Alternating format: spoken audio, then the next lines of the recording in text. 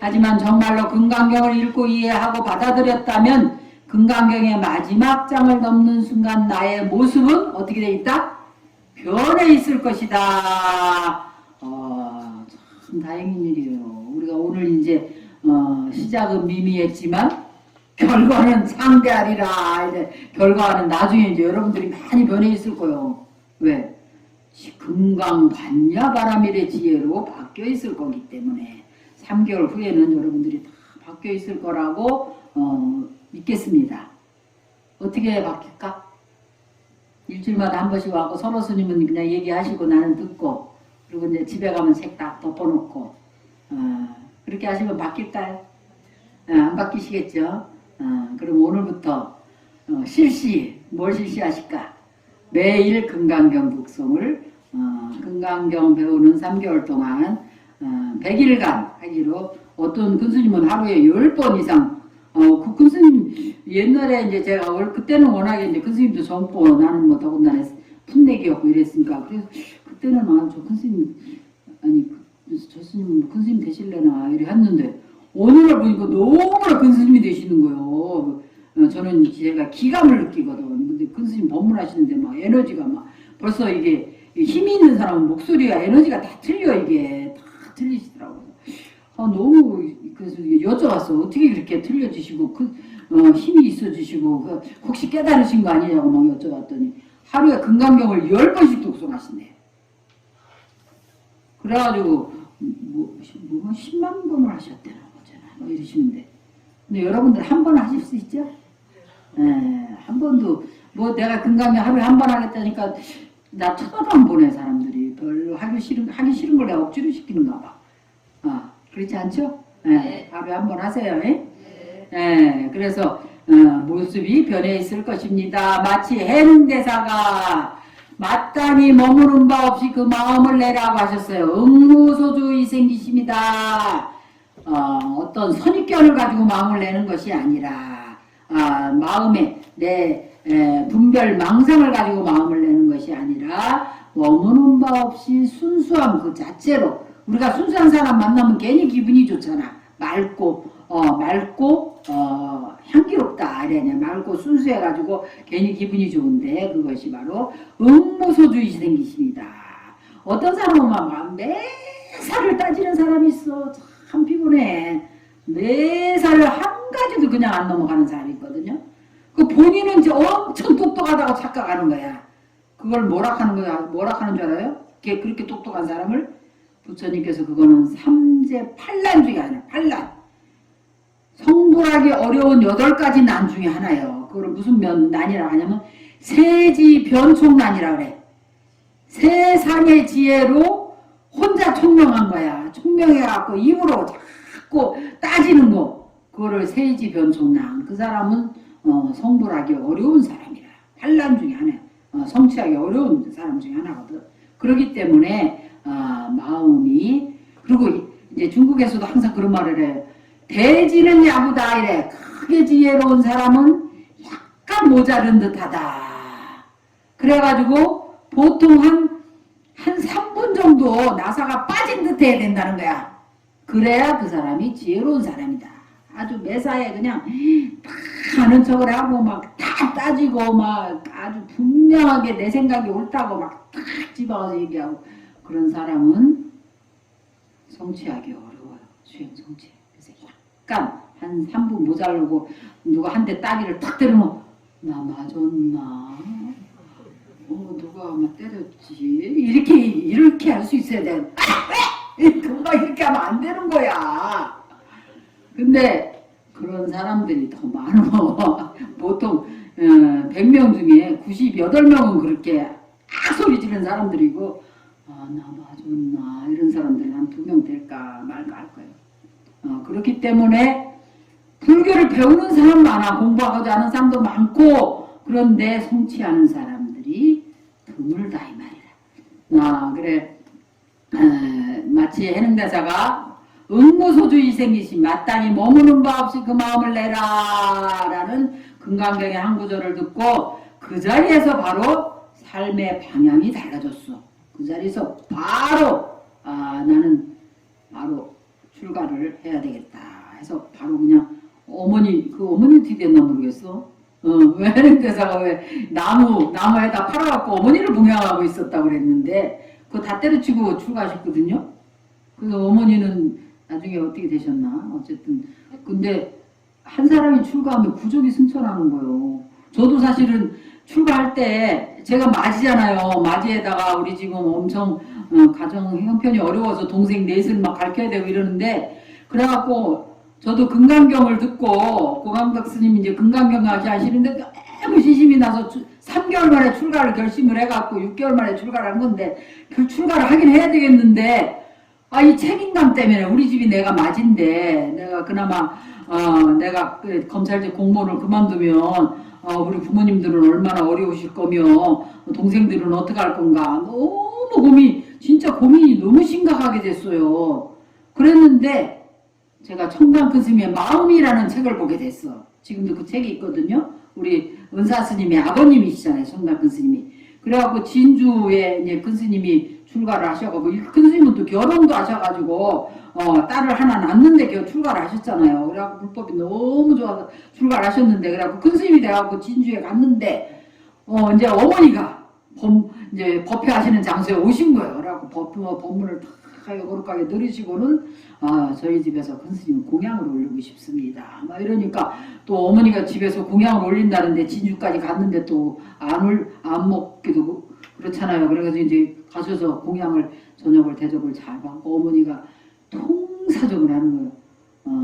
큰 스님 출가하셔서 중생교 하시고 도를 성취하시면 다 좋다고 다 좋은데 우리 집 대는 끊지 말아달라고 얼마나 동사정을 하는지 큰 스님께서 참 그거를 보시고는 할 수 없이 그냥 방으로 들어가신 거예요.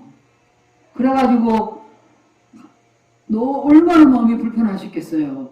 그 어머니의 간절한 소망 때문에 방으로 들어가셔가지고 아이를 하나 잉태하긴 했지만 그래가지고 태어난 사람이 누구예요?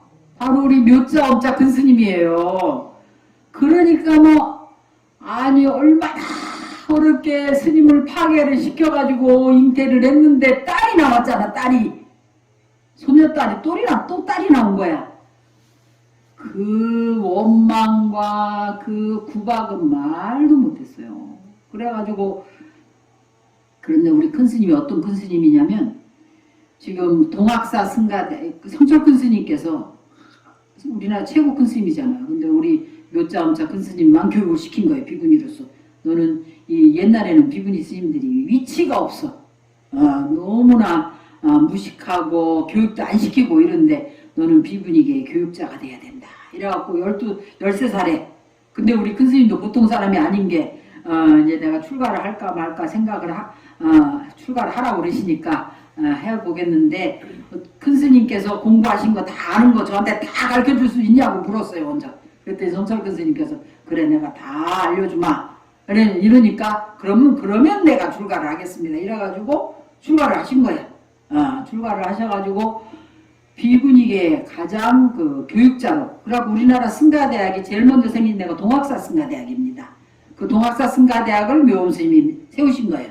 그리고 그 다음에 세운 데가 그 다음에 간 데가 우문사 승가대학. 지금 현재 우리나라에서 제일 큰 승가대학이에요. 거기가 호거산 우문사라 그러거든.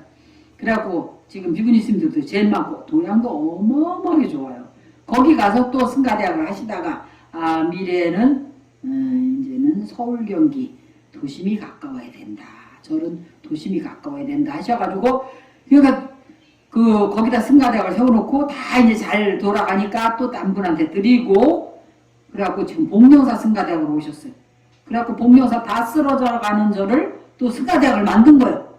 그래 만들어가지고 요새는 또 도심이 가까워야 되니까 요새 복명사가 얼마나 바쁜지 무슨 그냥 그 비구니 스님들이 모여가지고 그렇게 잘 살고 도심이 가까운 데가 그 복명사밖에 없잖아요. 그러니까 문화관광부에서도 와가지고 비구니 스님들 이렇게 공부하는 모습, 바로 피는 모습 뭐 이런 거 촬영 좀 합시다. 그리고 무슨 다큐 찍는 영화 감독이 와가지고 또 뭐 넷플릭스에다 내야 된다나 뭐라면서 또 협조 요청을 하고, 또 요새는 사찰 음식이 대세라고, 또 선제 스님이 복령사 출신이잖아요. 선제 스님의 사찰 음식에 대해서 또 다큐를 찍어야 되니까 또 협조 요청을 하고, 뭐 조계종 사회부에서 또 협조. 와, 우리 뭐 그냥 비구니 스님들 맨날 그 촬영 나가다가 서울 나가게 생겼어. 그런데 어쨌든 승가대기, 우리가 복령사 승가대 요새 최고 인기예요. 왜냐면 도심이 가까운 데다가 요새는 감옥도 요새 또 수준들이 높잖아요. 그러니까 교수들 수급이 아주 편한 거야. 도심이 가까우니까. 다른 데는 다 산골짜기 있잖아요. 갈래도 멀고 하루가 막 다 이래. 그래가지고 그렇게 안목이 있으신 분이다. 그래서 우리 비구니 스님들의 교육 100년 대계를 세우신 분이에요. 청담큰 스님이 한번 파괴하셔가지고 그 원력으로 그런 분이 나오셨다 이 말이라. 아 그래, 그 청담큰 스님께서 그 마음에라는 책에 뭐라고 쓰셨냐면, 그때 이제 아버님이 진주에서 굉장히 명문가인데, 네가 출가를 안 한다 하면 이제 화병이 나신 거지. 하나밖에 외아들이 출가를 했으니까 내가 살 것이고, 네가 그래도 출가를 한다 하면 나는 명을 거둘 수밖에 없다 이러셨는데, 실제 이게 실화예요. 청담큰 스님이 나는 출가를 하겠습니다. 승려 생활을 계속 하겠다고 그러고 돌아가셨어. 그 부분을 내가 딱 본 거라. 아이고, 청담큰 스님 같이 외아들도 출가를 하시고 자손을 못 이었는데 출가했는데, 나는 딸이고 밑에 남동생이 둘이나 되고 또 뭐 내가 없다 그래서 다 굶어 죽지도 않고, 우리 뭐 모친도 그렇고 아버님도 그렇고 사실은 굉장히 성실하신 분들이거든. 그러니까 그래가지고는 그 당시에 사실은 남자친구도 있었어. 그래갖고 남자친구한테 마음이라는 책을 주면서 내가 출가한 모든 그런 인연과 그런 마음의 그런 뭐 상태들이 다 여기 들어있으니까 너도 보고 참고해라. 그러고는 근데 그 사람은 출가 안 했어. 나만 출가했네. 그리고 출가를 한 거라. 그래서 마음의 방향이 그 자리에서 바로 삶의 방향이 바로 바뀐다는 거예요. 그러니까 그 지혜가 있는, 물론 또 전생에 다, 저는 우리 뭐 청담큰 스님도 그랬겠지만 저도 전생에 스님이었지 싶어요. 스님이었으니까 그렇게 쉽게 결정을 했겠지. 그리고 금강경을 만나니까 그렇게 환희심이 나고 그랬을 것 같아. 그래서 전생 일도 있었을 거라는 생각이 듭니다. 그렇다면 부처님은 금강경에서 무슨 말씀을 하신 걸까요? 이거 중요하죠. 무슨 말씀을 도대체 하신 걸까? 부처님은 깨달음을 얻은 뒤 길에서 수많은 사람을 만납니다. 49년간 설법을 했죠, 부처님이? 네, 49년간 설법을 하면서 길에서 태어나서 길에서 살다가 길에서 돌아가셨어요, 부처님께서는. 그래서 수많은 사람을 만나는데, 그들은 남녀노소 빈부 귀천을 할 것 없이 삶의 아픔과 고통을 부처님께 호소했고, 그런 아픔과 고통을 해결할 방법을 물었습니다. 부처님은 그들에게 해탈과 열반으로 가는 길, 그게 피안의 언덕으로 가는 길을 바라밀이죠. 그게 바라밀로 가는 길을 알려주었고, 그 내용은 모두 경전으로 전해져 내려옵니다. 금강경 역시 사위성의 기원정사라는 곳이 있어요. 뭐 상당히 넓더라고. 수보리가 부처님께 한 질문과 부처님이 그에 답하신 내용으로 이루어져 있는 경전입니다. 수보리는 그때 어떻게 하면 부처님처럼 모든 진리와 지혜를 깨쳐서 완전한 행복과 자유를 얻을 수 있는지를 물었고, 그러니까 어떻게 하면 모든 진리와 지혜를 깨쳐서 완전한 행복, 자유를 얻을 수 있는지 그걸 물었어요. 그러니까 금강경에 제일 먼저 나오는 것이 어떻게 운하 항복기심이 있고, 우리가 마음이, 어떤 데는 마음이 즐거우면 모든 게 다 행복한데 마음이 불편하면 모든 게 다 불편해. 그죠? 그래서 마음이 극락이면 바로 이 자리가 극락이고, 마음이 지옥이면 이 자리가 지옥인데, 그러면 가장 중요한 건 뭐냐? 이 마음을 내가 어떻게 컨트롤할 수 있는가? 이 불교에서는 이 시무도 있잖아요. 시무도라는 그것이 우리 마음을 항복받는 과정을 나타낸 그림인데, 우리 마음이 바로 몽키 마인드라 한다 이 말이야. 원숭이처럼 잠시도 가만히 안 있어. 이 마음이 금방 이리 뛰어갔다 금방 좋아 죽겠다만 금방 또 이만하면 살만해다가 금방 확 다운돼갖고 막 우울해가지고 이래갖고 어떻게 살겠나 싶기도 하고, 미래가 또 감담하기도 했다가 막 괜히 막 이랬다 저랬다 한다 이 말이라. 사실은 별일 없는 거요. 근데 이 마음이 평소에 이렇게 그야말로 원숭이가 잠시도 가만히 안 있고 날뛰듯이, 그래가지고 수고리가 제일 먼저 물은 게 뭐예요? 금강경에서 운하 항복기심이 있고, 어떻게 이 마음을 내 마음대로 좀 컨트롤을 할 수 있을까요? 야생마를 고삐를 탁 붙들어가지고 요새도 우리가 강아지가 선청이랑 강아지 한 마리가 있는데 이놈을 좀 어떻게 길들일까, 그것이 제일 숙제거든. 이렇게 큰 개를 키워보질 않았는데 새끼 때 요만해서 들어와가지고 이게 작은 놈인가 보다 하고 키워놓으니까 또 이쁘다고 잘 먹여가지고 얼마나 큰지. 그래갖고 지금은 하루 강아지 뭐 무선지 모른다고 천방지축이잖아요. 근데 오늘 보니까 뭐 우리 동시 스님이 물 물고 달라니까 주대. 이제 그새 좀 한 3일 그새 좀 길이 들었나 봐. 그래서 누가 그러더라고. 너 말 안 들으면 잘못하면 뭐 돼 이렇게 얘기하더라. 그 지도 알아들었는지. 근데 이 길을 들이는 게 중요하다. 우리 마음도 길을 들여야 돼. 사실은 몸도 길을 들여야 되는 거야.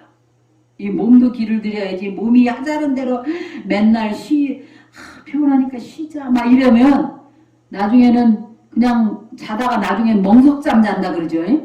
잠은 잘수록 더 와. 이게 계속 아무리 자도 더 잠이 오는 게 이게 잠이라. 그러니까 잠을 많이 자면 안 돼. 그래서 수행자는 항상 새우잠을 자야 된다. 그냥 이렇게 꾸물이고 자는 척 하다가 이제 조금 피로가 풀린 것 같으면 벌떡 일어나서 정진하고, 이래야지 그냥 마냥 뭘 부러져가지고 그냥 뭐 밖에서 전쟁이 나도 모르고 이렇게 자면은 나중에는 그 사람이 이제 잠만이 자면 어떻게 될까? 두꺼비처럼 이제 동면하게 되는 거지. 동면하면 이제 머리가 몽 해가지고, 그리고 나중에 잘못하면 갈 때는 딱 한 군데밖에 없어요. 잘못하면 그렇게 되는 거야. 멍청해가지고. 멍청한 갑으로 축생기에 나는 겁니다. 이렇게 그러니까 우리 몸과 마음을 우리가 컨트롤 해가지고 정진을 해야 되는 거예요. 수행자는 정진을 해야 되고, 마음도 자꾸 단속을 해버릇하고 마음이 시키는 대로 자꾸 하면은 안 된다. 그래서 운하 항복기심이 있고, 부처님한테 여쭤봤어. 부처님 가장 지혜로우신 분이니까 어떻게 이 마음을 항복받을 수 있겠습니까? 그래서 금강경 역시 부처님은 이 제자이와 같은 간곡한 질문에 답을 해주셨습니다. 그럼 부처님이 말씀하신 깨달음에 이르는 길에 대한 답은 무엇일까요? 그것은 아마도 금강경을 읽으면서, 금강경 독송한다고 그러셨죠, 여러분들? 하루에 한 번씩 독송하시면서 여러분 스스로가 깨칠 수 있을 것입니다. 여러분들이 깨쳐야지 남이 깨쳐줘갖고 되는 게 아니에요. 이런 거는 반드시 본인이, 그래서 불교에서는 그것을 체득 그래. 이 몸과 마음으로 체험을 해서 얻어져야죠. 그러면은 체험이 중요한 거예요. 그러면 절대로 그게 잊혀지지도 않고 완전히 자기 것이 된다. 자기 것이 되면서 증명이 되면서 몸과 마음이 바뀌어야 돼. 몸과 마음이 부드럽고 자애롭고 따뜻하고 지혜롭고 이렇게 바뀌어야 된다. 그러면서도 어떻게 바뀌냐? 용감해져요. 그래서 수행을 성취를 하면 무유공포라 해서 무유공포. 공포가 없어져. 그러면서 단호하게 분명하게 자를 건 자를 수 있고, 그러면서도 용기 있고 용감하고 어떤 장소에서든지 당당하고, 그걸 이제 수처잡주라. 어떤 장소에 가든지 자신이 주인이 되고, 항상 객처럼 사는 사람이 있어. 어디 가도 주인처럼 안 살고 객처럼 살아. 전부 남의 일이라 내 일은 하나도 없어. 그렇게 살면은 그 사람은 영원히 복이 없어요. 지질이 궁상으로 살게 된다. 가는 데마다 주인이 돼서 적극적으로 모든 일을 하고, 그런 사람은 내가 보니까 속인들이라도 다 부자로 잘 살아. 적극적인 그런 어디 가도 주인처럼 사는 사람들은 다 잘 살아. 잘 산다 이 말이라. 하물며 우리가 수행을 하는 사람이 주인공이 돼야 돼. 가는 데마다 어느 곳에 가든지 주인공이 돼야 된다. 그래서 왜냐하면 부처님께서 금강경을 설하시는 내내 오로지 한 가지 방법만을 말씀하셨다고 해요. 말씀하셨기 때문입니다. 한 가지 방법이 뭔지 좀 오늘 가서 공부하면서 알아보세요. 2500년 전 수보리가 묻고 부처님이 답해 주신 이 길을 그저 읽는데 그치지 말고 온전히 내 길이 되도록 해야 합니다. 이 길만이 지금 내 문제를 해결하는 길이고 내 스스로 행복해지는 길입니다. 흔들림이 없는 최고의 행복인 열반에 이르는 길이고 무엇에도 매이지 않는 대자유인 해탈에 이르는 길입니다. 부처님을 따라서 깨달음에 이르는 길입니다. 우리가 일단 불자가 되면 부처님 제자가 되어서 부처님을 따라서 배워서 성불에 이르는 거예요. 부처님과 같은 그런 깨달은 붓다라는 뜻은 각자라는 뜻이에요. 깨달을 각자. 깨달으신 분이 되는 분이야. 그러니까 원만한 지혜를 성취하신 분이 되는 겁니다. 그래서 1995년 금강경 이야기를 책으로 냈다 그랬네. 이거는 그래서 지금껏 금강경을 주제로 몇 차례 더 기획 법문이 있었습니다. 그때마다 부처님 말씀을 대중과 함께 읽고 이해하고 나누는 기쁨을 누렸습니다. 이제 그동안의 법문을 모으고 간추리고 다듬어서 새롭게 금강경을 펴냈습니다. 부처님 말씀하신 금강경을 수지독송하고 위타인설, 다른 사람을 위해서 설하는 큰 공덕과 기쁨을 여러분과 함께 나누게 되기를 바랍니다. 라고 우리 법륜 스님께서 말씀하셨네요. 자, 이 금강경은 본래 이름이 뭐냐? 금강반야 바라밀이죠. 금강은 다이아몬드를 반야하는 지혜를, 바라밀은 피안의 세계에 도달함을 가리킵니다. 금강경에 담긴 지혜가 다이아몬드처럼 가장 값지고 소중하고 견고하다는 뜻이기도 하고, 다이아몬드가 세상 모든 물질을 다 깨뜨리듯이 금강경의 지혜로서 뭘 깨뜨리냐면 중생의 어리석음과 번뇌를 깨뜨린다는 뜻이기도 합니다. 우리가 금강경을 통해서 우리 중생들의 어리석음과 번뇌를 부술 수가 있다는 거예요. 그래서 부처님은 35살에 깨달음을 얻었고 80세 열반하실 때까지 45년 동안 긴 시간을 중생을 제도하기 위해서 설법을 하셨습니다. 그리고는 이 8만 대장경이라고 하는 방대한 내용으로 지금껏 우리에게 전해져 내려옵니다. 부처님이 열반에 드신 뒤에 제자들은 부처님의 말씀을 결집하고 정리하는 작업을 했는데 사리불과 목건녀는 부처님보다 먼저 세상을 떠났어요. 그래서 상수제자인 마가섭이 경전 결집을 주도했습니다. 마가섭은 모든 번뇌를 끊고 아라한가를 증득한 500명의 장로를 마과다국의 왕사선 부근에 있는 칠력굴로 이제 소집을 했어요. 우리가 성지순례를 가면 이런 데를 다 가보게 됩니다. 칠력굴에서 이제 경전 결집, 1차 결집을 시작한 거예요. 그곳에서 다문제일이 이제 그러니까 부처님 시자로서 부처님 옆에서 법문을 제일 많이 들었다 해서 이제 다문제일이라고 그래요. 다문제일인 아난다가 경전을 읊고 지혜제일인 우발리가 유를 읊은 뒤, 우발리는 본래 누구였어요? 우발리 존재 누구예요? 네, 부처님 머리를 깎아주는 이발사였어요. 같이 출가를 했어요. 그런데 자기는 천민으로서 이렇게 부처님 제자가 되는 그런 평등한 대우를 받는 영광을 지녔기 때문에 나는 계율을 반드시 철저하게 잘 지키겠다 해서 우발리 존자가 지계제일 존자, 계율을 가장 잘 지키는 존자가 됐습니다. 그래서 500명의 장로가 그 내용을 검증하는 방식으로 부처님의 말씀을 결집합니다. 이것을 제1차 결집이라고 합니다. 그리고 부처님 인멸한 후 100년 뒤에 계율에 대한 해석을 놓고 원칙주의자와 현실주의자 사이에 견해가 갈리기 시작해서 바이샬리에서 제2차 결집을 했대요. 그 뒤에 승가는 상자부와 대중부로 갈려. 이걸 이제 그야말로 이 불교의 역사니까 여러분들이 참고로 들어두시면 되겠습니다. 상자부하고 대중부로 갈라졌어요. 불교 그 승간이.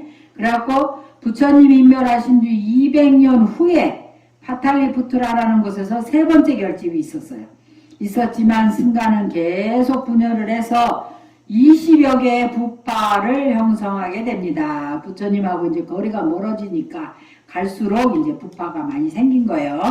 이와 같이 부파 불교가 확대되면서 승가는 불교를 문자와 학문을 해석하는 데 집중하게 되었고 결국은 대중성을 잃게 되었습니다. 이에 제가불자들이 중심이 되어 불교 본래의 정신으로 돌아가자는 불교 운동이 제가불자들 중심으로 일어났다고 그래요. 일어났습니다. 이들은 많은 사람을 구제하여 태우는 큰 수레라는 말로 자신을 대승이다. 그래서 대승, 큰 수레, 대승이라 하였고 개인 중심적인 수행을 중시하여 하는 기존의 불교를 소승, 자기 혼자만 번뇌에서 벗어나는 것을 위주로 하시는 분들을 소승이라고 비판을 했습니다. 대승불교는 이렇게 자신뿐 아니라 남을 위해 불도를 닦는 자리이타. 대승불교는 자리이타다. 자신도 이렇게 하지만 이타, 남을 이렇게 하는 이타행을 중시했다. 그랬어요. 보리사트바, 보살이라는 새로운 수행자상을